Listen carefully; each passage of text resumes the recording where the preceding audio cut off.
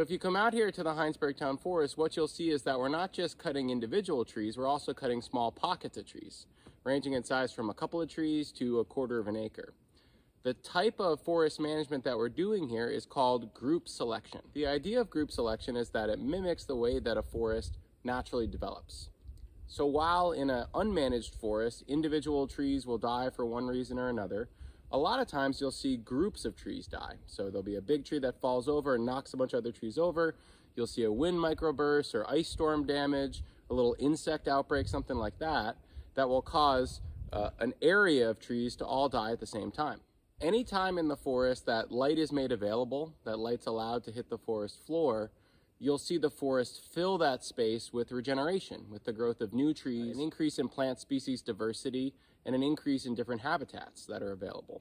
Trees are competitive at different light levels. We call some trees shade tolerant. We call some trees mid-tolerant, meaning that they're tolerant to a little bit of shade.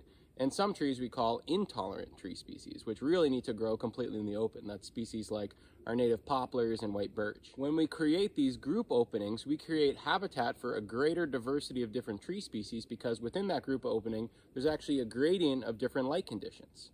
And you'll actually see, as you look across the entire area that we're managing, we're trying to create groups and we're trying to create different levels of tree density to create a gradient of different light conditions across the whole stand.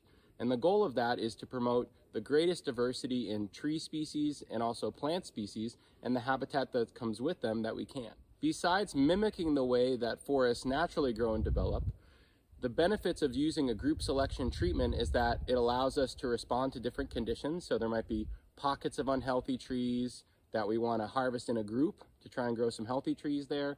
There might be pockets of very healthy trees that we just want to thin out to give the healthiest trees more light and more room to grow. It also allows us to promote a forest with more structural diversity. So structural diversity is different sizes and ages of trees. We know that this is synonymous with forest resilience to climate change, their ability to adapt, their ability to weather natural disturbance events. After 2 or 3 years, what you'll see is this really robust regeneration of tree species and also herbaceous plants, shrubs like raspberries and blackberries, all of which provide unique habitats for our wildlife. After this exciting and diverse burst of regeneration, what you'll see is that tree species will eventually emerge, and these tree species will be those that comprise the future generations of trees here at the Hinesburg Town Forest. All in all, harvesting groups of trees as well as individual trees is yet another effort to make our forests more complex, to make them more irregular, which will make them also look messy. Instead of having a park-like forest with evenly spaced trees, what we'll have is a forest with different sizes and ages of trees, pockets of dense regeneration, all different species of trees interspersed among legacy trees that we're retaining forever, and lots of deadwood on the forest floor. We hope that all of these things will combine to form a forest which is more vibrant and more resilient, which is better equipped to adapt to the changes that are coming down the pike, and which provides even better habitat for our wildlife and supports our biodiversity across our landscape.